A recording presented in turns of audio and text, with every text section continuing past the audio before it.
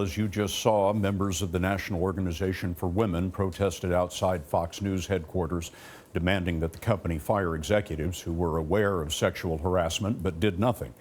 America's perception of workplace harassment has been evolving over these years, and Alex Wagner has more on this.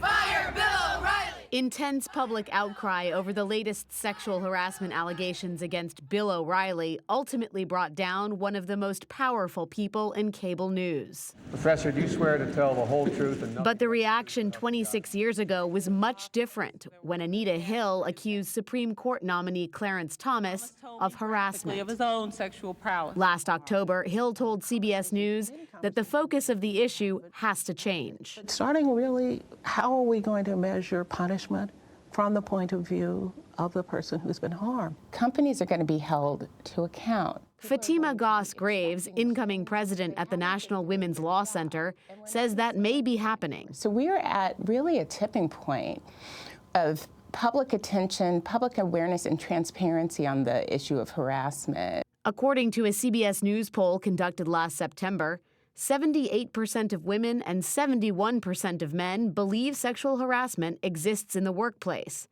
but just 37% of victims report it to a supervisor. Most women never report harassment at all because they fear retaliation, because they believe that they won't be believed, because they think they'll be discounted, and that has been true for a long time. Fox News!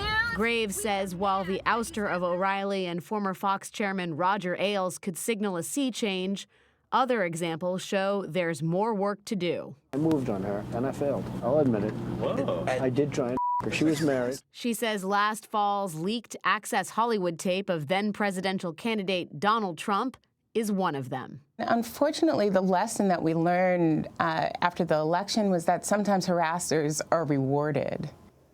The Equal Employment Opportunity Office, which tracks harassment allegations, reports that in the last 3 years, some 36,000 people have filed federal complaints, receiving $110 million in settlements.